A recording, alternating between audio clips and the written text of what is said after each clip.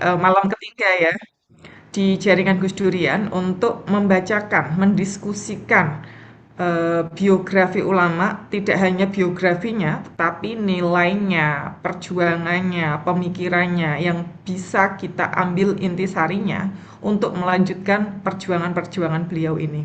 Nah, untuk malam ini spesial kita. Kalau dari 2 malam kemarin itu dari Duriah langsung, kesaksian dari anak cucunya langsung. Sekarang kita bergeser, melihat dari bagaimana sih orang luar melihat keluarga ini. Karena ternyata masih ada sambungannya ya. Yang pertama kemarin Bunyai Solihah, terus yang kedua Bunyai Solihah Wahid Hashim, ibunya Gus Dur. Malam kemarin itu ibunya Hoiriah, Seblak Jombang itu juga masih sepupu. Dan malam ini menantunya Bunyai Sinta Nuriyah dan besok masih ada lagi Gus Dur ternyata. Nah, ini juga spesial karena hampir semua ulama yang didaras atau di bedah biografinya itu semuanya hampir sudah meninggal kecuali Bunyai Sinta. Nah, ini kok panitia berani-beraninya ini. Bunyai Sinta Nuriyah yang masih sugeng gitu, tapi alhamdulillah ya kita masih punya ulama perempuan yang memang berdiri kokoh dan sangat berani gitu, sangat berani untuk menyuarakan kebenaran, mengkampanyekan kesetaraan di usia yang sudah tidak lagi muda tentunya karena anak dan cucunya juga sudah dewasa-dewasa semua.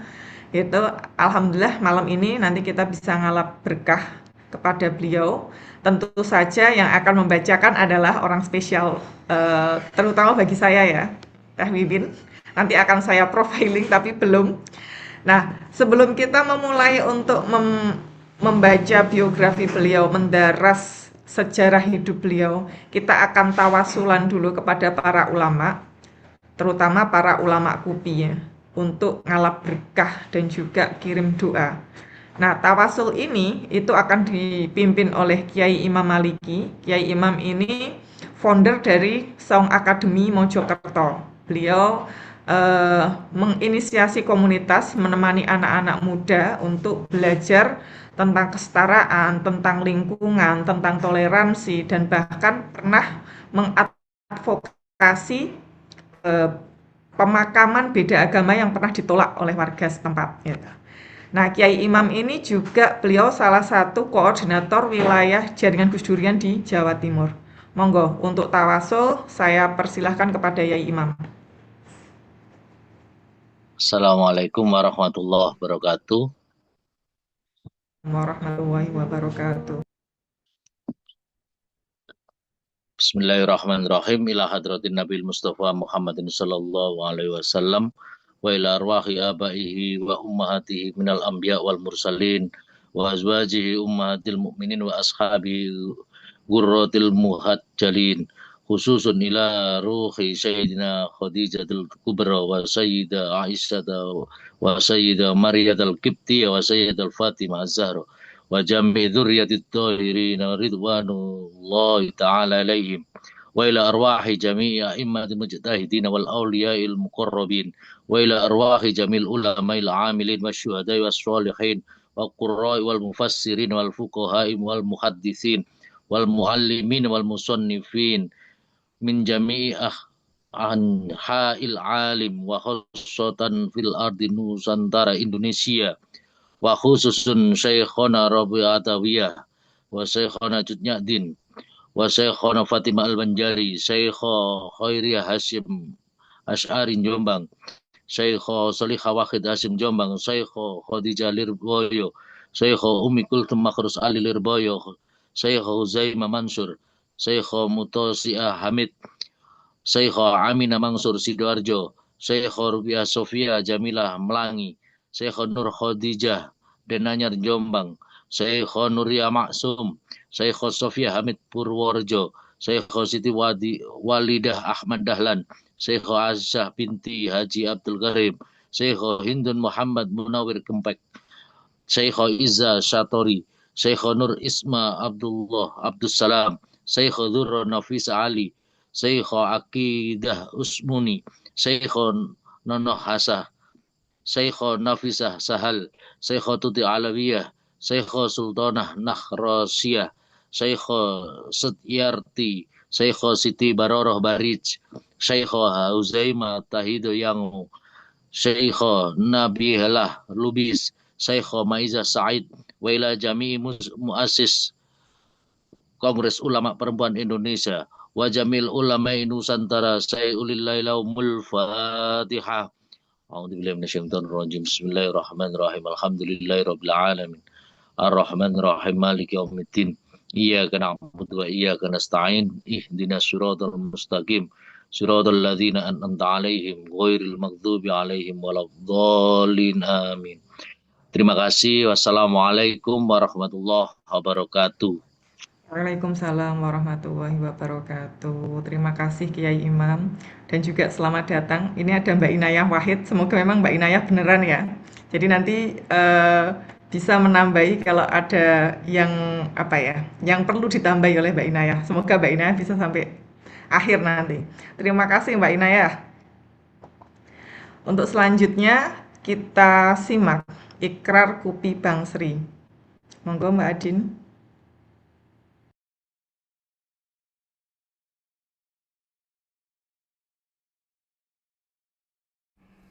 Bismillahirrahmanirrahim.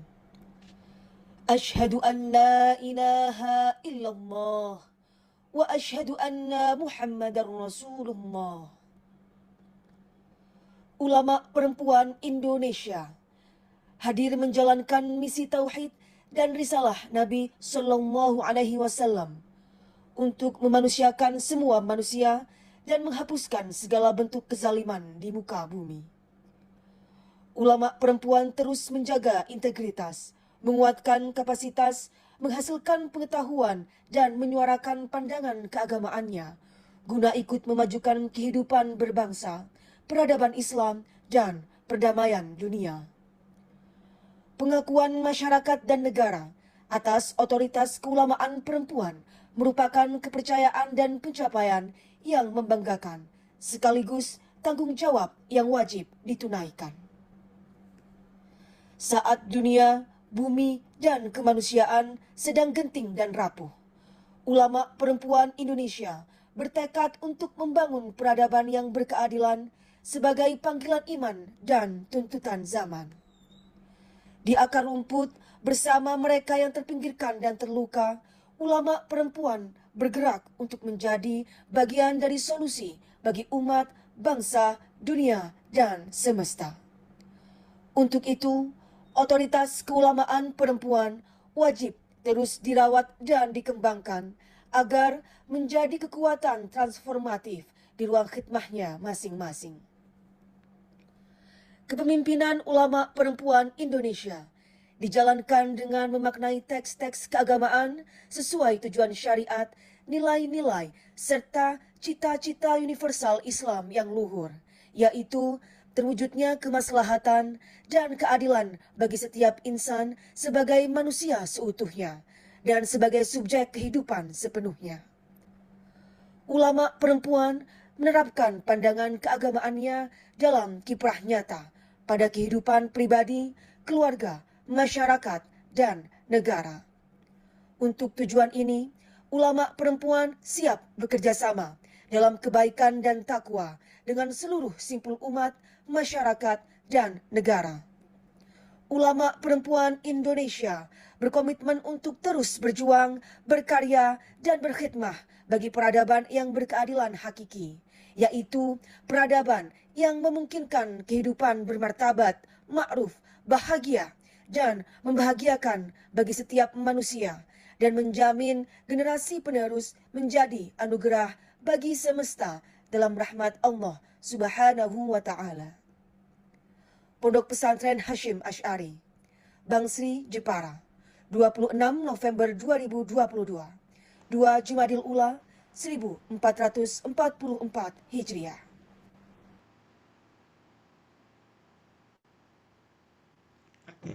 Ikrar Kupi Bang Sri ini terakhir tahun 2022 ketika Kongres KUPI dilaksanakan dan akan diperbarui setiap 5 tahun ketika KUPI Kongres. Dan kebetulan 5 tahun kemudian adalah tahun depan, yakni tahun 2027. Insya Allah nanti ikrar KUPI juga pasti akan berubah terkait dengan konteks masyarakat saat ini dan isu-isu yang sedang berkembang, karena KUPI itu sangat fleksibel sekali, itu mengikuti perkembangan zaman, begitu ya. Nah, selanjutnya ini juga berkaitan dengan kenapa pembacaan biografi ulama ini dilakukan, karena menyambut deklarasi bulan kebangkitan ulama perempuan yang selalu diperingati di bulan Mei. Nah, puncaknya nanti akan ada acara di Masjid Cut Nyak Jadi nanti deklarasi bulan kebangkitan ulama perempuan ini akan dihadiri oleh ratusan ulama yang bertempat di Masjid Cut Nyak Jakarta. Kalau tidak salah tanggal 24 ya. Jadi nanti yang sedang berada di Jakarta dan sekitarnya bisa ikut hadir dan juga meramaikan gitu sebagai bagian dari sejarah KUPI itu sendiri.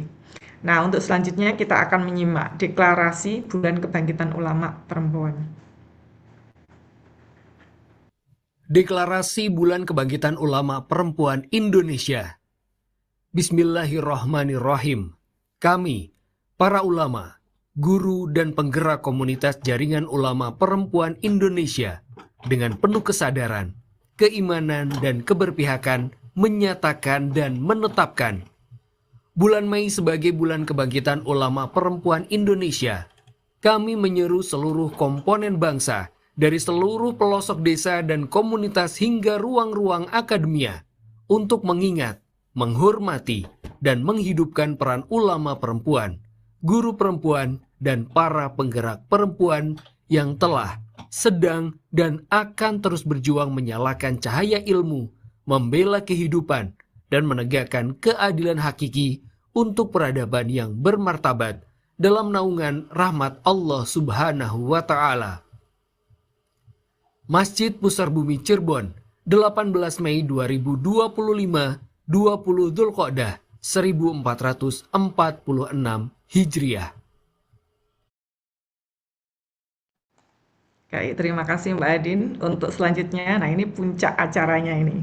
Pembacaan biografi Ibu Nyai Sinta Nuriyah Wahid. Di sini sudah ada yang akan mendengar ini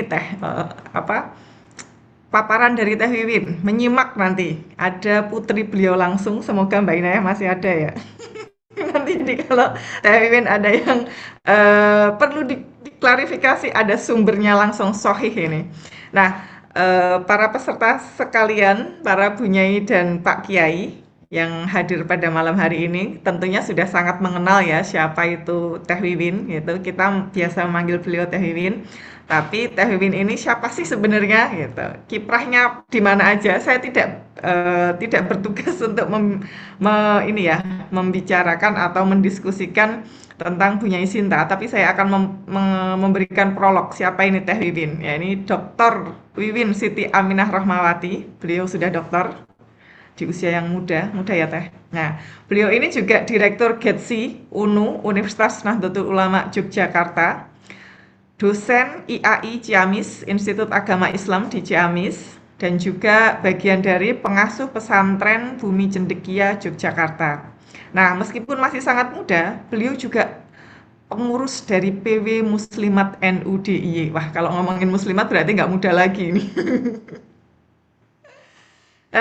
Teh Wiwin juga salah satu FKUB di DIY. Perempuan lagi. Biasanya kan kalau FKUB diisi jajaran laki-laki. Nah, ini Teh Wiwin ini sedikit anomali memang. Perempuan yang bisa masuk di lingkungan FKUB. Nah, beliau juga founder dari Srili, kalau teman-temannya tahu, Sri Kandi Lintas Iman, yakni perempuan-perempuan muda yang memang memperjuangkan toleransi dan kesetaraan ya. Terus, nah beliau ini juga fellow dari KIJIT, wah banyak sekali nih. ini yang baru saya ketahui ya, yang nggak saya ketahui lebih banyak lagi. Terus beliau kenapa dipilih untuk membacakan biografi karena ternyata beliau adalah senior advisor-nya Jaringan Gus Durian yang tentunya sudah sangat paham ya terkait dengan bagaimana kehidupan Ibu Sinta dan lain-lainnya, kiprahnya beliau gitu, yang nanti akan kita dengarkan bersama. Nah, Teh Wiwin ini sejak mahasiswa sudah aktif di gerakannya Dian Intervide, di mana lembaga ini itu sering menjadi jujukannya Gus Dur ya, atau malah salah satu pendirinya beliau. Gitu. Jadi memang Teh Wiwin sejak dari muda sudah bersinggungan dengan keluarga Wahid. Nah, irisan yang sama dengan Bunyai Sinta, ternyata Teh Wiwin ini satu alma mater. Bunyai Sinta dulu pernah kuliah di Fakultas Syariah UIN Sunan Kalijaga, kalau tidak salah. Dan Teh Wiwin ini juga alumni Fakultas Syariah UIN Sunan Kalijaga. Jadi ada apa ya, sanad yang masih nyambung lah ya. Nah, beliau berdua itu juga sama-sama mengidolakan Gus Dur ternyata. Ya jelas lah, Bunyai Sinta kalau nggak mengidolakan Gus Dur gimana? Begitu. Untuk waktu dan tempat silakan Teh. Nanti kita dikasih waktu sampai jam berapa ini? Setengah jam cukup ya. Nanti untuk setengah jam berikutnya kita diskusi terkait dengan kesaksian-kesaksian orang-orang terdekat karena di sini juga ternyata banyak orang-orang yang bekerja bersama Bunyai Sinta, hidup dekat dengan Bunyai Sinta, gitu. Jadi bisa memberikan testimoninya bagaimana kehidupan Bunyai Sinta seperti itu. Monggo Teh Wiwin. Baik. Assalamualaikum warahmatullahi wabarakatuh. Ya, bismillahirrahmanirrahim. Alhamdulillahirabbil alamin. Wa bihi nasta'inu ala umuri dunya waddin. Wassalatu wassalamu ala asyrafil anbiya wal mursalin wa ala alihi washabihi ajmain. Amma ba'du. Pertama, saya ucapkan terima kasih kepada teman-teman tim Bulan Kebangkitan Ulama Perempuan Indonesia 2026 yang telah mengadakan acara ini dan meminta saya untuk apa bahasanya ya, mungkin menyampaikan biografi dari salah satu ulama perempuan terkemuka di Indonesia. Sebelumnya disclaimer dulu gitu, saya di Gedzi UNU sudah tidak direktur tapi jadi senior advisor dan juga di Ciamisnya bukan institut lagi tapi sudah jadi Universitas Islam Darussalam. Itu disclaimer pertama. Yang kedua, yang kedua apa ya tadi ya? Yang kedua saya sebenarnya juga sudah tidak di FKUB, tapi saya 10 tahun di 10 tahun di FKUB itu cukup mendapatkan banyak pengalaman terkait bagaimana isu perempuan atau bagaimana keterlibatan perempuan di dalam FKUB sebagai forum yang apa namanya punya peran dalam mewujudkan toleransi. Baik, sebelum itu saya juga sebenarnya sangat minder ya. Karena di sini itu banyak para kiai, bunyai yang justru mereka mungkin lebih banyak bisa lebih memahami siapa Ibu Sinta, tetapi juga lebih banyak bergaul begitu. Kalau saya mungkin nanti saya akan sedikit memberikan gambaran engagement saya atau perjumpaan saya dengan Ibu Sinta, dan yang paling membuat saya keder ini sebenarnya di sini ada Mbak Inaya ya. Jadi saya kalau bicara ibu nanti, aduh mudah-mudahan nggak ada yang keliru ya.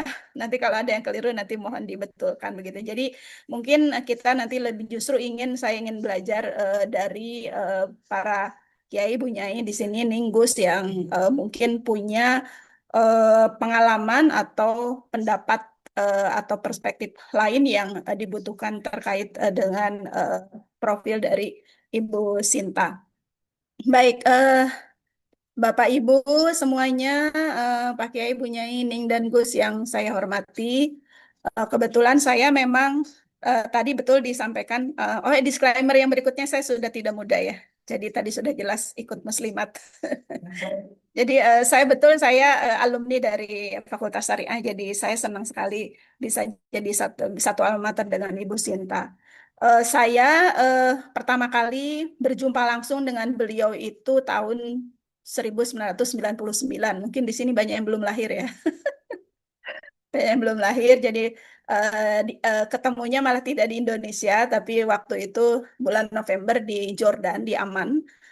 Saat itu lagi diadakan eh, General Assembly eh, World Conference on Religion and Peace, di mana waktu itu Gus Dur membawa rombongan dari Indonesia banyak sekali, salah satunya saya begitu.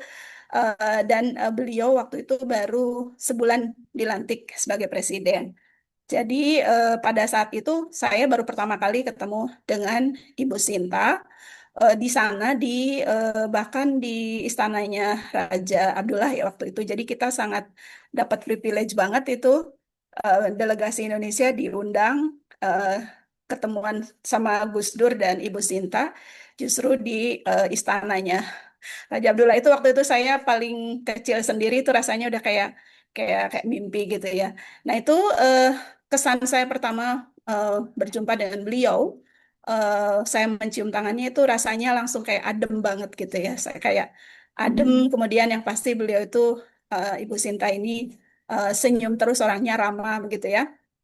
Meskipun kemudian di dalam diskusi waktu itu jamuan makan malam itu ternyata yang diskusikan serius gitu, tapi itu sangat terkesan buat saya. Lalu kemudian setelah itu alumni dari peserta yang ikut World Conference on Religion and Peace itu kemudian mendirikan ICRP ya, Indonesian Conference on Religion and Peace, didirikan pada tahun 2000. Kebetulan saya juga eh, terlibat dalam inisiasi di awal-awal. Ada pertemuan di puncak waktu itu dan di beberapa event ICRP di Jakarta khususnya itu juga saya berjumpa kembali, tetapi memang tidak pernah dalam pengertian diskusi begitu ya, karena beliau saat itu juga sebagai ibu negara ya. Nah, namun demikian perjumpaan saya yang saya kemudian sempat diskusi itu justru pada sekitar tahun 2013 ya, ketika saya kemudian sepulang dari Amerika 2011 itu kemudian saya mulai aktif di gerakan perempuan, di pertemuan-pertemuan jaringan perempuan Yogyakarta. Kalau nggak salah 2013 sampai 2014 kami diterima ibu di rumahnya di Kirana ya, di rumah Mbak Alisa. Saat itu saya lupa ya persisnya kami membicarakan apa, tetapi memang tentu membicarakan persoalan-persoalan yang berkait dengan gerakan perempuan di Yogyakarta. Nah, beliau saya melihat eh, adalah seorang pendengar yang baik begitu. Jadi waktu itu saya ingat kita teman-teman sekitar mungkin 4 atau 5 orang eh, menyampaikan hal-hal yang terkait dengan 2013-2014 itu sudah ada beberapa kasus terkait bukan hanya isu perempuan tapi juga isu keberagaman ya di Yogyakarta, dan tentu kita mendengarkan wejangan dari beliau yang memotivasi kita untuk terus berjuang untuk kesetaraan perempuan begitu. Nah, lalu kemudian sampai saat ini bertemu di beberapa event di Tunas, di acaranya juga kemarin terakhir ikut apa Mubes, dan sebelumnya juga hadir di ulang tahun Ibu di rumahnya Mbak Yeni ya di Peace Village gitu. Nah, yang pasti perjumpaan-perjumpaan langsung dengan beliau itu meskipun mungkin tidak memiliki apa istilahnya itu waktu untuk diskusi secara intens, tetapi dengan bertemu aja spiritnya itu udah kerasa banget gitu ya. Jadi inspirasi beliau yang kita baca, ini juga tantangan bagi saya ya, apa namanya, menarasikan atau menyampaikan profil ibu yang masih apa namanya masih hidup begitu ini, dan juga saya bukan keluarganya. Kalau yang kemarin sebelum-sebelumnya itu kan ada ikatan keluarga, itu pasti lebih lebih apa lebih dekat gitu ya perjumpaannya. Nah kalau saya seperti itu. Nah yang pasti Bapak Ibu, Bapak Kiai, Bu Nyai dan Ning dan Gus semua yang ada di sini, kalau kita bicara soal profil beliau, mungkin hampir semua yang di sini sudah tahu ya siapa Ibu Sinta. Beliau itu lahir di Jombang pada tanggal 8 Maret 1948, sehingga tahun ini beliau 78 tahun ya, jalan 79. Mudah-mudahan Ibu Sinta diberi kesehatan dan panjang umur. Amin.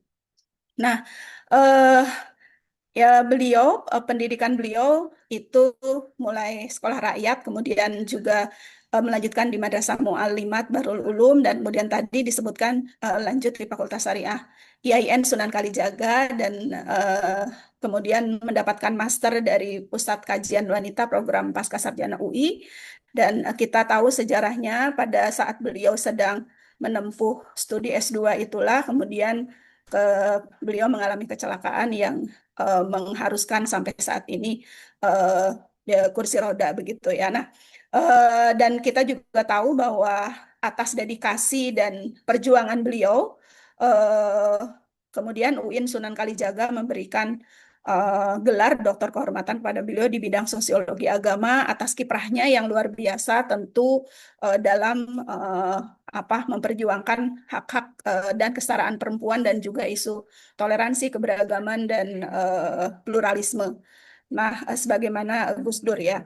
Nah, kalau soal cerita yang mungkin terkait dengan Gus Dur, mungkin juga teman-teman sudah, Bapak Ibu semuanya sudah pernah mendengar juga ya, bahwa uh, beliau ini dilirik gitu ya, dilirik, dilirik atau bahasanya apa, dicinta, dilirik Gus Dur itu sejak usia beliau masih muda, 13 tahun, lalu kemudian menikah pada tahun 1971, dan sebenarnya pernikahannya itu juga dengan Gus Dur dilakukan secara jarak jauh, tetapi kemudian diresmikan setelah Gus Dur pulang dari studinya begitu pada tahun 1971 itu. Dan dari cerita Ibu Sinta kita juga dapat inspirasi banyak bagaimana keteguhan beliau ya, kesabaran beliau, kemudian juga keberanian gitu ya, keberanian dan daya kritisisme yang cukup tinggi. Jadi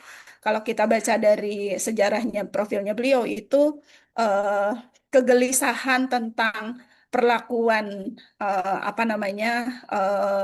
terhadap perempuan ini sudah lama sejak masih remaja, dan kemudian ketika beliau memiliki kesempatan untuk memperjuangkan itu secara lebih jauh, itu kemudian beliau dengan berani begitu ya menyampaikan penafsiran-penafsiran yang mungkin pada saat itu apa em, apa istilahnya itu berbeda jauh dengan penafsiran mainstream gitu, terutama terkait dengan relasi laki-laki dan perempuan.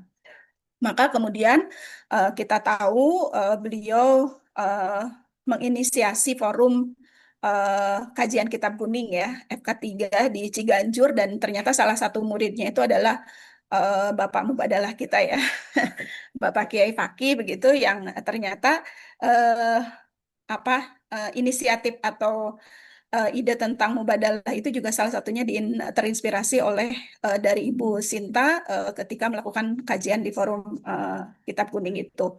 Kemudian forum kajian Kitab Kuning. Kemudian juga kita tahu pada tahun karena kegelisahan yang terus-menerus dan ingin mengadakan perubahan gitu, Ibu Sinta kemudian mendirikan Puan Amal Hayati. Ternyata Puan itu kan artinya pesantren untuk pemberdayaan perempuan dan anak, dan itu didirikan tahun 2000 tapi kemudian baru diresmikan tahun Maret 2001 ya. Nah, awalnya namanya Puan tapi ternyata saya baca itu Amal Hayati, itu amal itu adalah sumbangan dari eh, Bapak siapa Alwi Syihab pada saat itu sebagai Menlu begitu ya, dan Hayatinya dari Gus Dur. Jadi yang kita kenal sebagai Puan Amal Hayati yang memiliki apa namanya eh, kontribusi dalam memperjuangkan dan melakukan pendampingan terhadap korban kekerasan. Nah, selain beliau ini sebagai sosok yang kritis dan berani, tapi juga tentu kita melihat bagaimana beliau ini teguh pendirian begitu ya, dan semangatnya sangat tinggi, terbukti beliau bisa menyelesaikan S2-nya di tengah-tengah situasi yang tidak mudah begitu, dan yang pasti juga konsistensi. Dan ini juga bersama-sama dengan Gus Dur, beliau memperjuangkan bukan hanya soal isu kesetaraan, tapi juga keberagaman, toleransi, dan hak asasi manusia, dan juga tentu saja kelompok-kelompok yang termarginalkan. Kalau dalam bahasanya apa namanya yang menulis itu beliau sebagai petarung ya, petarung yang luar biasa. Nah, ini saya kira sebagai anak muda gitu, saya meskipun tadi ya sebenarnya masih muda sih di bawah 60 ya. Itu sangat terinspirasi dengan Ibu Sinta. Termasuk juga sebagai seorang apa namanya pejuang ini beliau tirakatnya cukup kuat ya. Ini yang mungkin tidak mudah di apa namanya istilahnya itu diikuti ya oleh saya misalnya gitu. Bagaimana kita tahu beliau sejak apa namanya sejak lama itu tirakat puasa Daud, tapi kemudian akhirnya malah setiap hari kecuali di hari-hari yang tidak diperbolehkan puasa.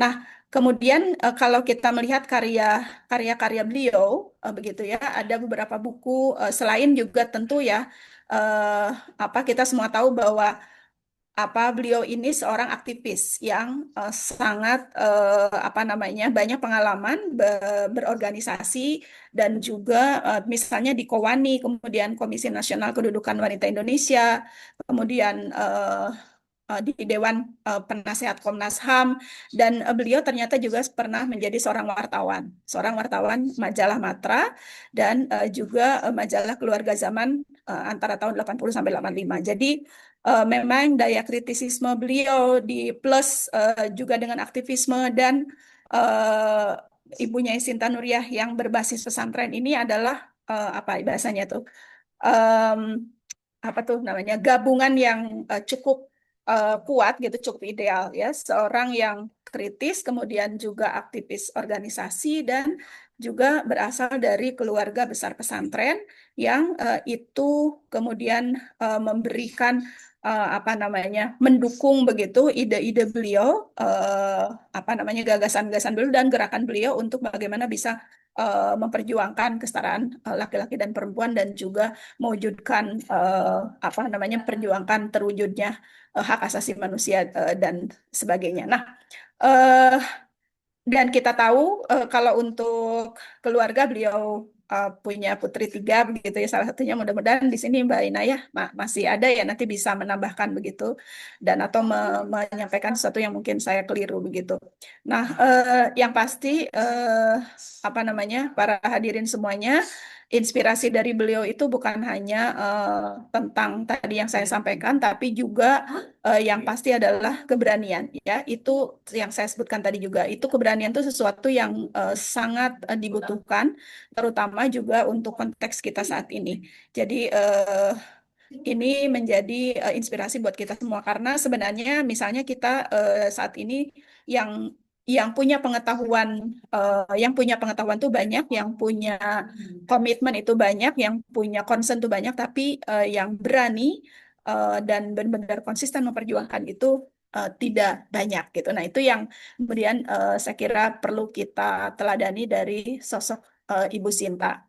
Kemudian sebelum saya akhiri mungkin apa namanya kita juga baca di apa namanya baca bagaimana putri-putri beliau ini menyampaikan dalam realitas kehidupan berkeluarga itu kesetaraan gender itu betul-betul dibangun dan diteladankan kepada putri-putrinya. Jadi kita sering dengar cerita dari Mbak Alisa dan mungkin juga dari Mbak Inaya dan lain-lain itu bagaimana Gus Dur ini di rumah itu juga melakukan pekerjaan-pekerjaan domestik termasuk mengganti popok eh, apa namanya putri-putrinya, memandikan, mencuci baju dan seterusnya. Dan ini pelajaran yang paling penting ya di dalam keluarga itu justru adalah praktik dan keteladanan. Jadi tidak perlu menyampaikan teori-teori tentang gender dan lain-lain, tapi sudah ditanamkan sejak kecil, bahkan mungkin sejak putri-putrinya masih dalam kandungan. Nah, saya kira ini juga tentu menjadi apa namanya inspirasi dan teladan yang luar biasa dari seorang Ibu Sinta. Nah, selain itu kita tahu beliau juga eh, menerbitkan beberapa karya dalam bentuk buku, di antaranya adalah romantika kehidupan, kumpulan kasus kekerasan pada perempuan, kemudian kembang setaman perkawinan, wajah baru relasi suami istri, dan gerakan yang dulu saya ingat ya dari beliau itu adalah bagaimana beliau bersama Kiai Hasan Muhammad itu juga mulai mengkaji secara intens kitab buku dulu Jen, karena memang kegelisahan beliau di sejak remaja itu kan kenapa sih apa benar ajaran Islam itu mendudukan perempuan di bawah laki-laki. Nah, ternyata setelah dikaji itu kitab kuning itu tidak selalu sejalan dengan ajaran atau spirit dari Al-Quran itu sendiri, yang sebenarnya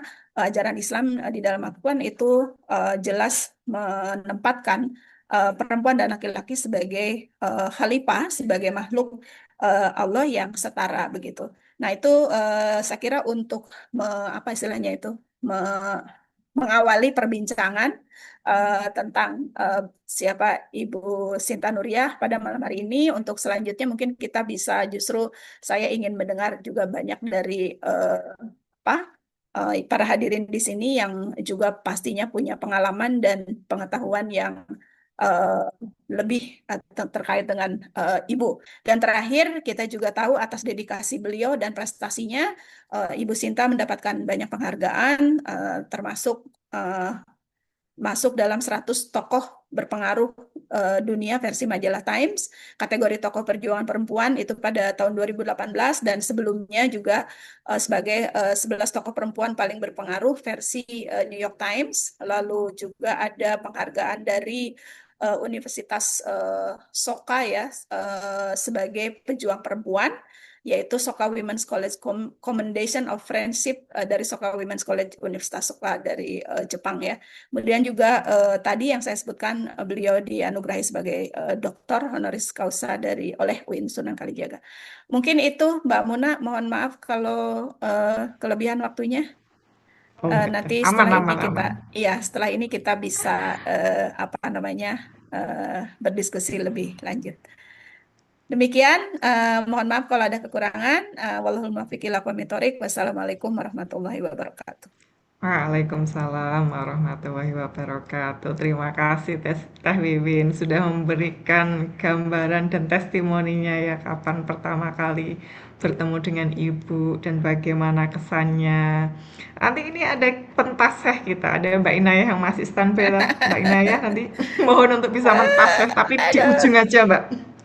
Karena kita sepertinya teman-teman Pak Yai dan Bu Yai yang ada di sini ini punya banyak pertanyaan dan juga testimoni-testimoni.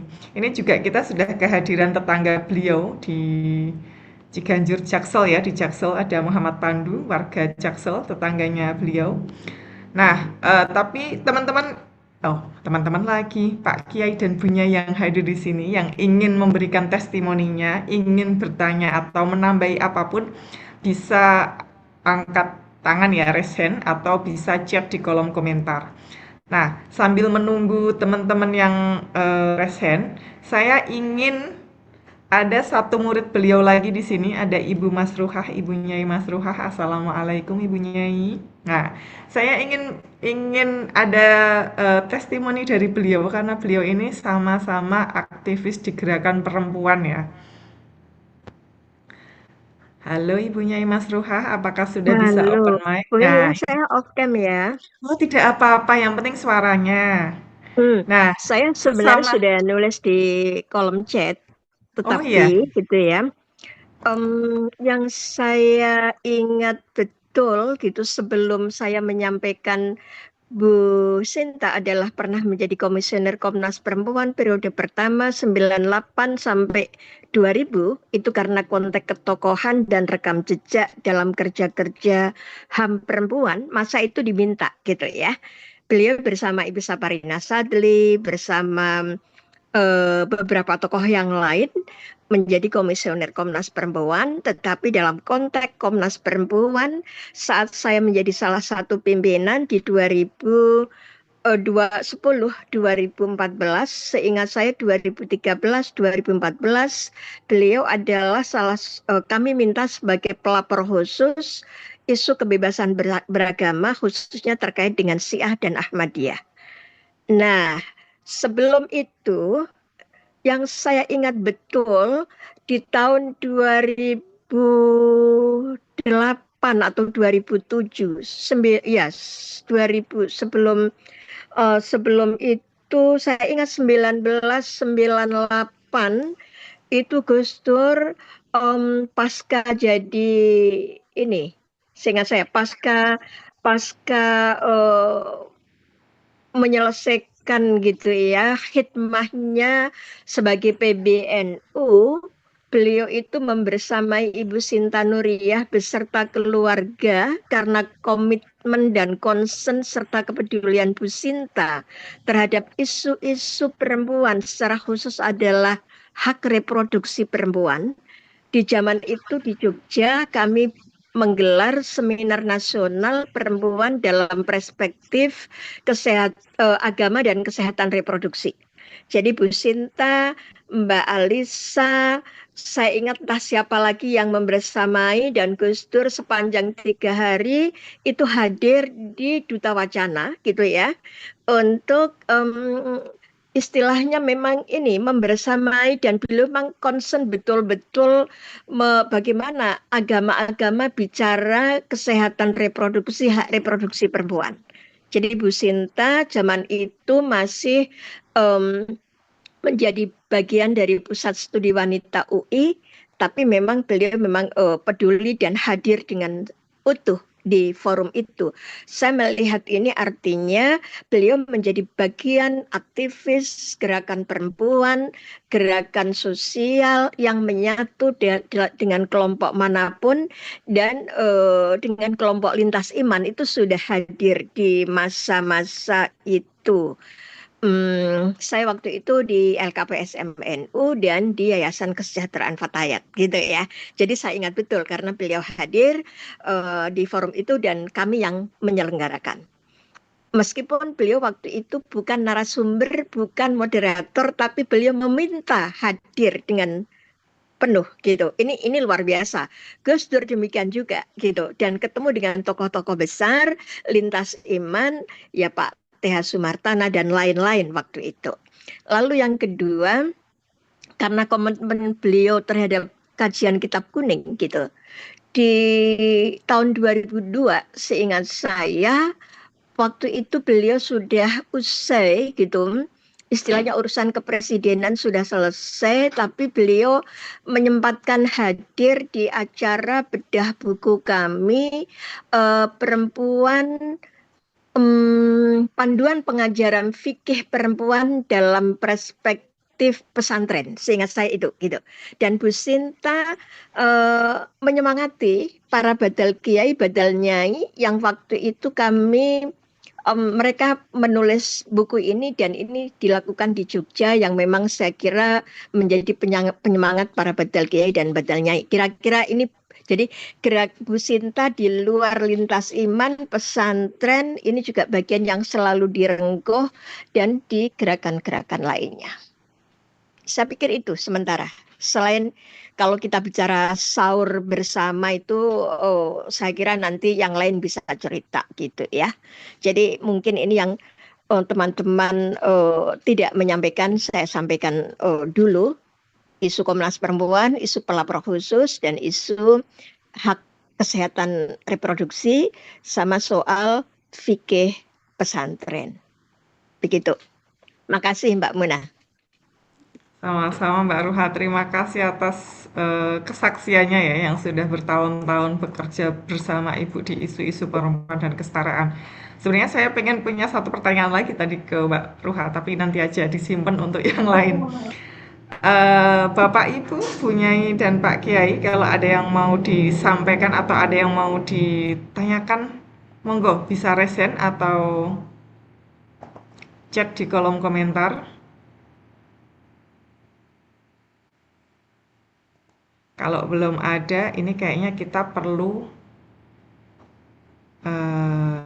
mentashih apa yang tadi sudah kita diskusikan ya, yang kita simak bersama juga, terkait dengan bagaimana sih kiprah kiprah ibu ini ya, ibunya Sinta di publik gitu.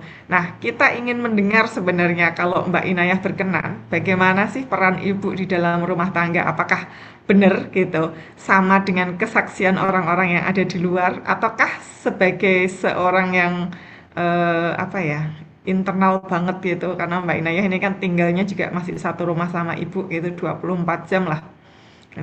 Apakah benar ya? Ini kita perlu mengklarifikasi ke sumber yang sangat valid ini. Mbak Inaya, apakah bisa open mic atau Mas Heru resen sebelum ke Mbak Inaya. Halo Mas Heru.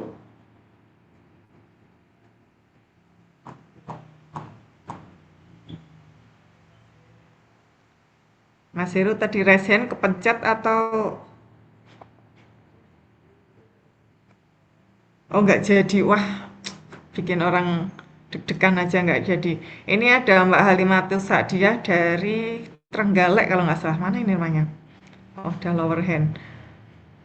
Assalamualaikum. Saya bacakan ya. Assalamualaikum, izin bertanya. Saya ingin sekali mendapat cerita bagaimana romantisnya rumah tangga Gus Dur dan ibunya Sinta. Apalagi saya mendengarkan cerita melamar via telepon.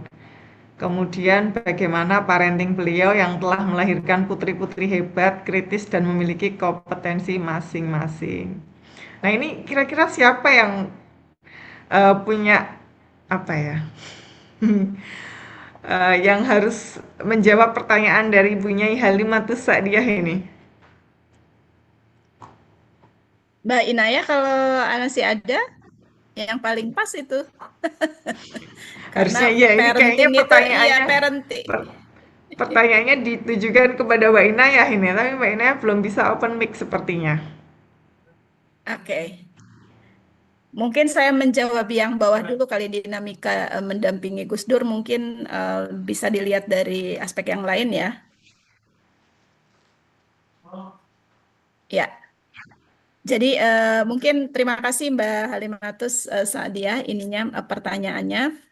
Saya akan menjawab yang kedua ya, bagaimana dinamika beliau dulu mendampingi Gus Dur. Nah, kalau kita dengar cerita berapa kali dari disebutkan juga oleh putri-putrinya, oleh terutama Mbak Lisa bahwa eh, apa namanya Gus Dur ini kan dalam tanda kutip ya, saya baca di biografi yang di NU Online itu katakanlah hidupnya melarat dalam tanda kutip ya.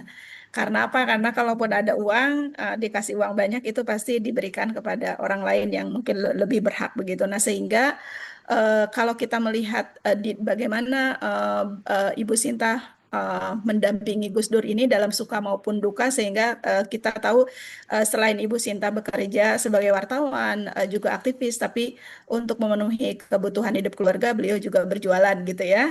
Nah, ini cerita-cerita yang menunjukkan kepada kita bahwa kehidupan di dalam rumah tangga seorang Gus Dur dan Ibu Sinta itu ternyata memiliki cerita yang unik dan itu juga inspiratif bahwa kehidupan keluarga itu ya harus ditopang bersama-sama begitu ya. Demikian juga misalnya karena Ibu Sinta ini menyadari sosok Gus Dur sebagai sosok yang kontroversial gitu ya, maka ketika kemudian beliau diangkat sebagai presiden itu Ibu Sinta tidak terlalu kaget. Maksudnya bukan kayak gimana ya, karena tidak terlalu kaget, dan demikian juga ketika kemudian Gus Dur selesai presidensinya itu beliau juga tidak kemudian merasa kehilangan atau tidak kaget juga begitu. Nah, itu jadi saya kira sebagai sosok yang mendampingi Gus Dur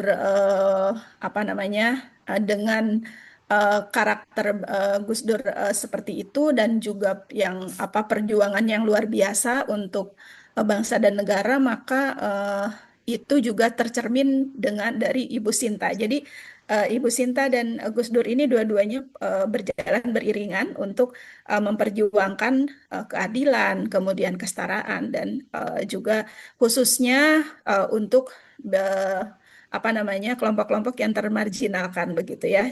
Nah, tadi saya juga lupa menyebut, tadi sudah sempat disinggung oleh ibunya Mas Ruha bahwa kita tahu sejak eh, tahun 2000-an itu juga Ibu Sinta sudah menginisiasi sampai sekarang buka puasa bersama dan sahur bersama ya ketika Ramadan, dan itu bukan hanya ditujukan untuk kemudian memupuk persaudaraan gitu antar iman, tetapi juga sebenarnya ingin mendengar langsung persoalan-persoalan yang dihadapi oleh masyarakat. Nah, kalau sudah mendengar langsung, maka kemudian beliau memberikan gagasan apa yang kira-kiranya perlu apa namanya dilakukan.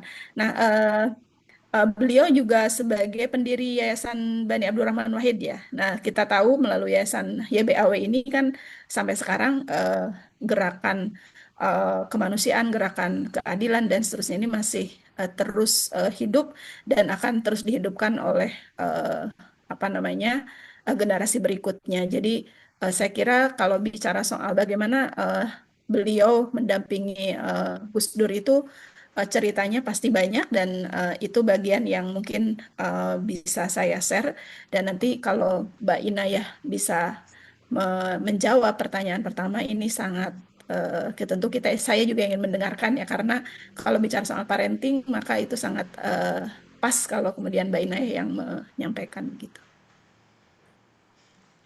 Terima kasih Teh Win, tapi sepertinya Mbak Inaya belum bisa open mic ya. Oke, kita tunggu aja. Ya, ya Mbak Munah.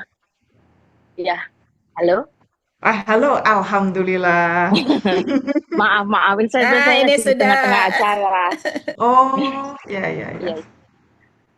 Gimana? Tadi pertanyaan pertama apa? Ini banyak yang penasaran ini Mbak Loh, Inaya. Bagaimana ini sih cara parenting keluarga Wahid ini ya? Kok sampai tapi ini ada ini? narsumnya bukan saya loh. Ini nggak enak. Kesaksian sebagai orang dalam yang tidurnya kadang di luar. Nah, ini bagaimana?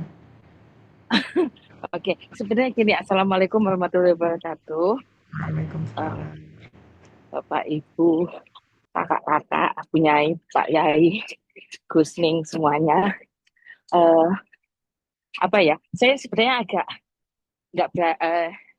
agak sungkan jawab, karena tadi ini saya nggak tahu saya kompeten apa enggak. Karena tadi Mbak Wiwin tuh sempat menyatakan bahwa putrinya Bu Sinta itu ada 3. Nah, saya langsung merasa tertuduh. Jangan-jangan yang bukan tuh saya, gitu. Enggak, dia masa 3 tadi 4.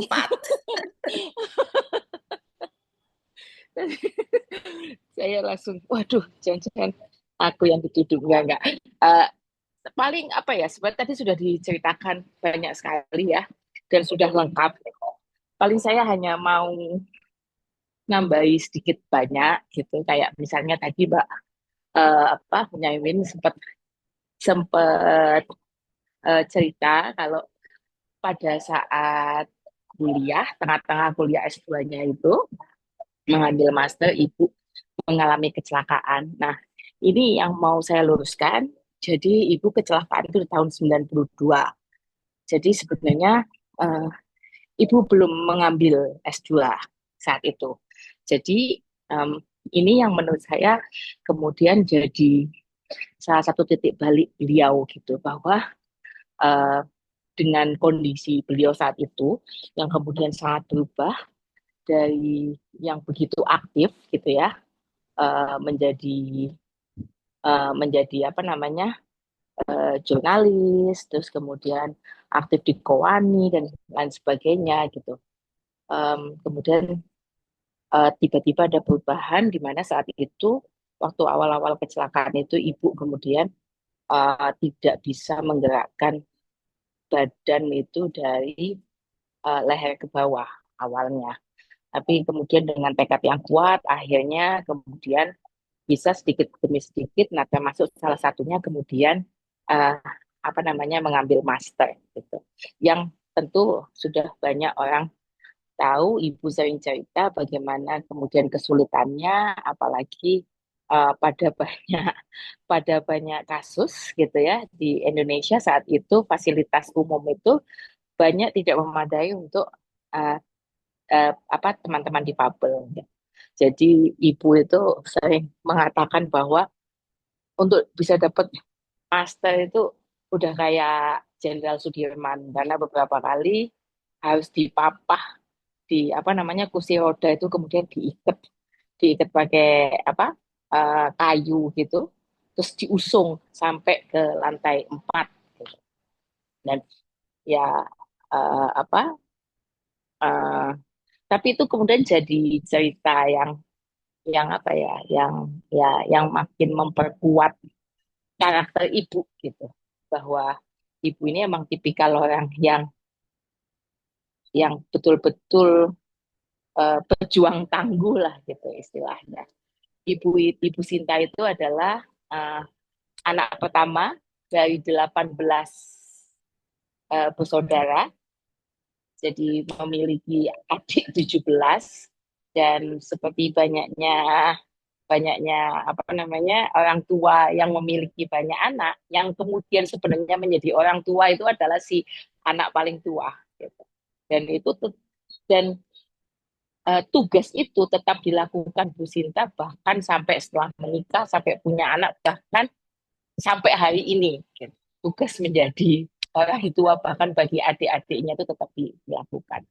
Nah, itu sih yang memang apa ya, memberikan gambaran besar bagaimana karakter Bu Sinta gitu.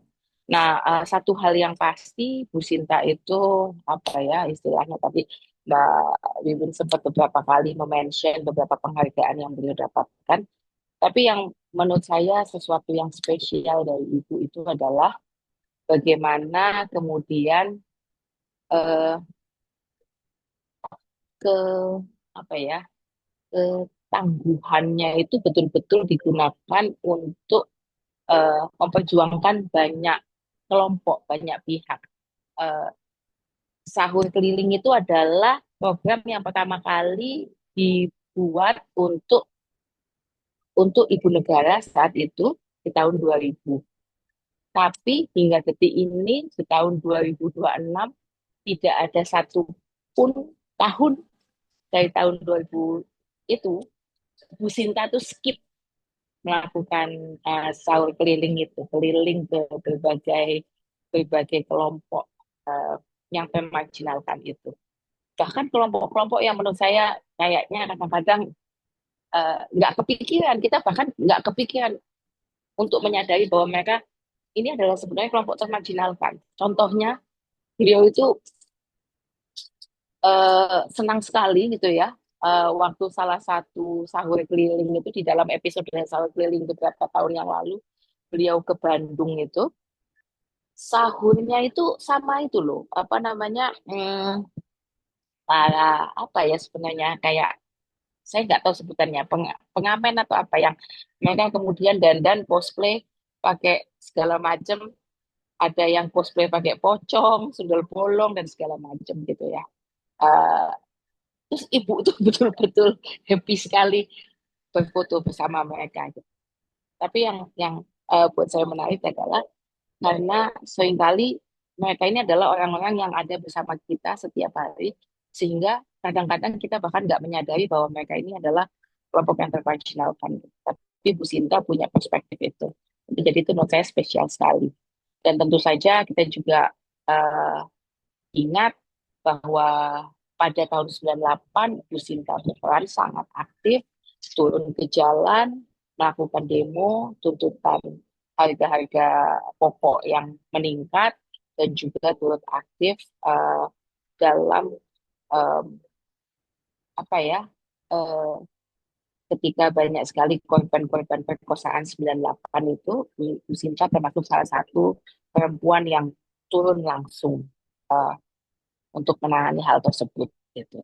Itu juga, dan tentu saja hari ini di usia yang tadi Mbak Lilin sudah bilang 78 tahun, beliau bahkan masih belum berhenti dengan gerakan Nurani Bangsa, saat ini masih turun gunung bersama tokoh-tokoh lainnya, eh, melakukan apa ya, menjadi kanal dan mikrofon untuk suara masyarakat yang hari ini mungkin susah payah berjuang menjadi WNI. Dan Bu Sinta bahkan masih memperjuangkan itu. Jadi mungkin itu aja tambahan dari saya. Eh, Kalau itu yang pasti itu nggak menjawab sebenarnya pertanyaan yang tadi. Ya Mbak Muna ya. Menjawab, Mbak. Sangat menjawab itu sebenarnya. Secara tidak langsung dan secara langsung ya. Ini ada cerita-cerita yang tidak pernah kita dengar dan kita dengar langsung dari Mbak Ina ya. Ternyata ibu itu 18 bersaudara. Ini yang kita tidak temukan di buku-buku manapun ya. Dan beliau memiliki 17 adik. Itulah yang membuat kegigihan beliau dan pantang menyerah, pekerja keras dan juga apa ya, ulet. Makanya kalau anak-anaknya juga ulet semua dan tadi disebutkan ibu juga ikut turun ke jalan dan sampai tahun ini gitu.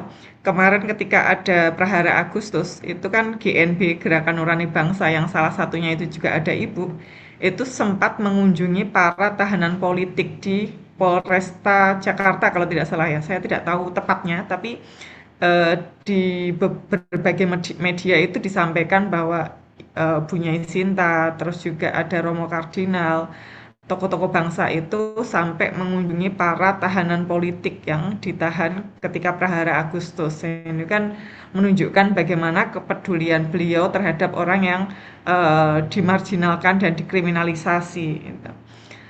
Terus juga ternyata selama 26 tahun ya, Ibu melakukan sahur keliling dan itu tidak pernah putus sama sekali. Kita sebagian yang ada di sini mungkin sebagai saksi bahwa ketika sahur keliling memang Ibu itu energinya malah bertambah. Bukan yang kalau kita puasa itu lemes ya, tapi Ibu itu kalau puasa ikut sahur keliling itu malah semangatnya bertambah karena yang beliau sukai adalah ketika sahur keliling, beliau selalu request minta ditempatkan di tempat-tempat yang tidak didatangi pejabat. Itu kalau pejabat kan biasanya di gedung-gedung mewah, di hotel. Kalau ibu enggak. Ibu itu minta di pasar tradisional bersama para tukang becak, buruh gendong, teman-teman yang apa ya istilahnya kayak kemarin pas di Jogja itu kan mintanya di pesantren waria gitu karena ibu merasa dunianya ya di situ gitu. Beliau merasa Mungkin bisa. iya Mbak, halo. Harusnya udah. Oh, kepencet ternyata. Oke. Itu. Dan sebenarnya kita pengen sih ada testimoni juga dari teman-teman pesantren waria ya, tapi malam ini belum bisa bergabung. Itu. Jadi kalau ada di antara para peserta hari ini yang punya kesaksian terhadap karomah beliau, kasih sayang beliau pada kelompok-kelompok yang termarginalkan, terus juga apa ya, nilai spirit yang beliau pegang selama ini gitu. Boleh kita berbagi testimoni dan berbagi cerita. Ini ada banyak sekali ini. Atau Teh Wiwin mau nyambung dulu Teh? Mau menambahkan? Ya, terima kasih. Ya, sambil mungkin menunggu apa namanya para hadirin di sini yang mau sharing atau menambahkan informasi, mungkin saya mau menambahkan satu hal terkait dengan tadi ya, kalau yang sudah disampaikan oleh apa namanya Bu Nyai Mas Ruhah itu kan tadi bagaimana sebenarnya Bu Sinta Nuriyah itu karena memang juga berasal dari keluarga pesantren memiliki kepedulian yang besar terhadap isu-isu ini ya penafsiran keagamaan dan lain-lain. Jadi apa beliau ini salah satu tokoh yang sangat di saat itu ya di saat apa namanya beliau mulai kemudian mempertanyakan soal penafsiran dan ajaran Islam itu kemudian juga salah satu yang cukup menonjol dari beliau adalah penolakan poligami gitu ya. Nah, di saat kemudian di dunia pesantren bahkan even saat ini penafsiran terhadap poligami itu kan kemudian masih menunjukkan bahwa poligami itu boleh begitu ya, boleh tapi beliau dengan kemudian apa namanya rutin itu apa ya, dengan mengkaji gitu ya, dengan mengakarkan pada kajian-kajian yang progresif dan juga penafsiran-penafsiran yang tidak bias menunjukkan bahwa poligami itu sangat tidak sesuai dengan spirit ajaran Islam begitu yang di mana seringnya dipahami ayatnya hanya sampai matna wa thulatha wa ruba gitu. Tapi padahal di selanjutnya itu ada kelanjutannya yang menunjukkan spirit Islam yang sebelumnya yaitu monogami. Jadi oleh karena itu kita tahu bahwa pada Muktamar 2004 itu eh, Ibu Sinta diceritakan menolak ya bahasanya apa sih namanya menolak untuk apa soal makanan yang disumbangkan oleh sebuah restoran gitu ya yang mana dimiliki oleh orang yang eh, yang berpoligami begitu. Jadi saking beliau itu ingin menunjukkan bahwa ketidak apa ya ketidaksetujuannya terhadap poligami karena dasarnya adalah ayat Al-Quran itu menyebutkan yang diharuskan di dalam poligami itu adalah gitu. Nah, padahal adalah ini sesuatu yang sifatnya bukan materi. Kalau materi mungkin masih bisa dilihat, tapi yang imateri ini justru yang di highlight, yang ditekankan oleh Al-Quran dan itu tidak mungkin yang namanya keadilan imaterial itu diwujudkan melalui poligami. Begitu. Nah, saya kira apa namanya ini yang juga perlu di-highlight dari sosok Ibu Sinta yang punya keberanian yang luar biasa ya untuk membangun perspektif dan penafsiran terhadap apa ajaran Islam yang lebih adil, yang lebih itu tadi apa namanya eh, resiprokal begitu ya. Dan kemudian ini yang nggak tahu di sini ada Kang Paki nggak ya? Kalau ada Kang Paki mungkin karena beliau ini ngaji langsung bersama apa namanya Ibu Sinta di FK3 mungkin bisa cerita juga begitu ya. Mudah-mudahan ada. Saya belum lihat sih. Tidak ada atau bergabung mungkin sama Mbak Rosikoh? Oh enggak ya. Sepertinya belum ada Kiai Fakih ini. Nah, dari tadi kita ngomongin Bu Nyai Sinta itu kan terkait dengan pemikirannya, kiprahnya. Tapi belum ada yang menyinggung bagaimana peran Bu Sinta di NU. Ya, Nah, kalau kita tahu di NU sendiri itu kan baru pertama ini ya di pengurusannya Gus Yahya yang melibatkan perempuan itu di kepengurusan Tanfidiah dan Mustasyar. Ini baru pertama kalinya. Dan ya, Bunyai Sinta itu menjadi salah satu pengurus Mustasyar. Mustasar. Ya. Mustasyar. Nah, itu revolusioner sekali menurut saya ya di NU yang notabene-nya kita selama ini kan mayoritas laki-laki semua. Dan Bunyai Sinta di Mustasyar, Mbak Alisa Wahidnya di Tanfidiah. Nah, itu kan satu keluarga. Dan perempuan semua ya, perempuan semua. Jadi Mbak bisa Inayah kita juga masuk loh pengurus Les oh ya, Bumi. Mbak Inayah di LPBI ya kalau nggak salah. Iya, Les Bumi. Nah, Saya di untuk yang Lusbumi. Di Les Bumi. oh di Les Bumi oh iya, di Les Iya. Bumi. Ya, ya itu satu satu keluarga masuk semua alhamdulillah karena memang integritas dan kiprahnya ya. Dan untuk yang Mustasyar dan Tanfidiah itu kan baru baru pertama kali ini perempuan masuk. Bahkan di Muhammadiyah kayaknya juga belum. Organisasi yang berkemajuan seperti Muhammadiyah sepertinya belum menempatkan perempuan di struktur paling atas gitu. Dan itu saya kira bukan hanya karena ketokohan beliau ya, tetapi karena memang kapasitas beliau berdua ini. Nah, ini karena kita waktunya juga dibatasi sampai jam 20.30, masih ada waktu 6 menit lagi. Saya membuka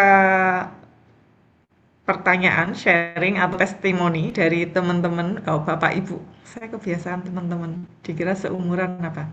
Bapak Ibu semuanya yang ada di sini, kalau misalnya ada apa ya, yang ingin disampaikan, monggo. Kita masih punya waktu sekitar 6 menit, 6 sampai 5 menit lagi.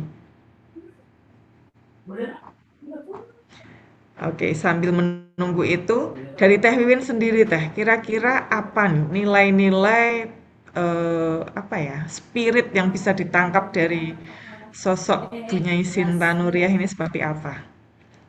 Oke. Terima kasih. Ya, sebelumnya saya sudah menyebutkan bahwa nilai-nilai yang bisa kita teladani dari beliau ini tentu ini juga tidak jauh ya dengan nilai-nilai Gus Durian juga ya. Ya, nilai yang diperjuangkan beliau itu tentang kesetaraan, kemudian apa namanya kepedulian atau keberpihakan pada kaum lemah, termarginalkan, eh, nilai-nilai apa namanya keberagaman, toleransi, dan juga tentu saja nilai mubadalah ya, nilai apa mubadalah itu nilai kesalingan ya. Nah ini nilai-nilai ini saya kira menjadi salah satu yang perlu kita teladani dari sosok Ibu Sinta. Selain tadi ya, selain tentang kerja keras, kemudian keteguh pendirian, keberanian, daya kritisisme yang cukup tinggi, kemudian juga tadi ya sosok yang sangat tangguh, dan tentu saja hal-hal yang tadi kita diskusikan ini juga tidak lepas dari saya kira juga dukungan ya, bukan hanya dukungan tapi juga apa ya inspirasi juga dari keluarganya gitu, dari ayah ibunya, karena kalau di dalam ceritanya disebutkan bahwa ayah ibu orang tua Ibu Sinta itu juga meskipun mereka berada di lingkungan pesantren yang mungkin saat itu masih apa ya belum memberi ruang bagi daya kritisisme, tapi orang tua Ibu Sinta itu juga memberikan pelajaran yang sangat berharga, yaitu terkait dengan pemikiran yang terbuka, kemudian perlu kritis terhadap hal-hal yang dianggap tidak sesuai dengan nilai-nilai yang dianut. Jadi saya kira peran dari orang tua Ibu Sinta dan juga tentu nantinya adalah Gus Dur begitu ya, dan juga lingkungannya, habitusnya gitu yang juga sangat mempengaruhi Ibu Sinta sebagai sosok yang kita sebutkan tadi. Selain tadi yang diceritakan oleh Mbak Inayah ya, saya tuh membaca itu bener nggak ya 18? Saya juga membaca itu dari 18 bersaudara. Oh my God gitu ya. Ternyata benar begitu ya. Saya kira apa salah nulis apa dari 8 gitu ya. Ternyata benar, dan 18 itu luar biasa ya. Artinya punya adik 17 itu luar biasa. Gitu.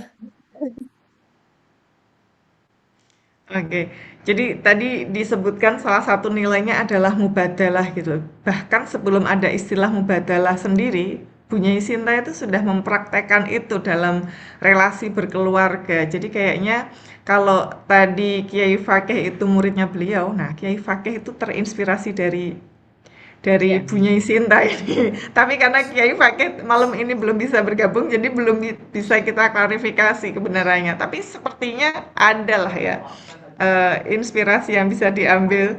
Kayaknya terinspirasi itu juga. Gitu. Terima kasih Teh Wiwin dan juga Bapak Ibu semuanya, para Bu Nyai dan Pak Yai. Ini waktu sudah menunjukkan 20.28 gitu. Sebentar lagi 2 menit lagi waktu habis dari Mbak Adin. Saya dikasih timer soalnya.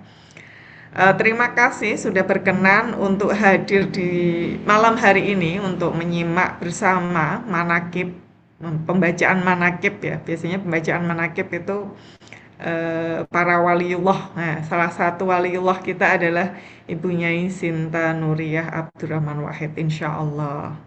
Terima kasih atas kehadirannya. Besok sampai tanggal 24 kalau tidak salah ya, 23, itu masih akan ada pembacaan profil biografi ulama. Dan untuk besok itu masih malam, sama waktunya jam 7 sampai jam setengah 9 malam. Mohon untuk kehadirannya bagi yang luang gitu, untuk kita bisa hadir, berdiskusi, dan meneladani apa yang sudah dilakukan oleh para ulama perempuan ini agar kita bisa terus melestarikan dan mewarisi nilai-nilai pemikiran dan juga keteladanannya. Begitu, terima kasih atas kehadirannya. Saya akhiri. Assalamualaikum warahmatullahi wabarakatuh. Waalaikumsalam warahmatullahi Terima wabarakatuh. kasih Teh Wiwin, terima kasih Mbak Waalaikumsalam Adin, warahmatullahi Kiai wabarakatuh. Imam, Iya, dan juga sama-sama. semuanya Bu Kita Nyai Nurul. foto bersama dulu, Mbak Oh Muna. iya, foto bersama dulu. Bu Nyai Masruha terima kasih dan Bu Nyai Inayah Wahid dari Pesantren Luk Gulu. Ya, teman-teman bisa open cam untuk kita bisa foto bersama acara inti dari Zoom ini. Sudah, saya tunggu 5 detik lagi. Silahkan untuk bisa open cam. Oke, saya hitung 1, 2, 3. Halaman berikutnya 1, 2, 3. Terima kasih teman-teman semua. Sampai jumpa besok di jam 7 malam lagi. Terima kasih kehadirannya. Wassalamualaikum warahmatullahi wabarakatuh. Terima kasih Mbak Muna. Terima Waalaikumsalam kasih Teh warahmatullahi wabarakatuh. Wiwin. Kak Sama-sama, Imam. Din. Saya akhiri nggih.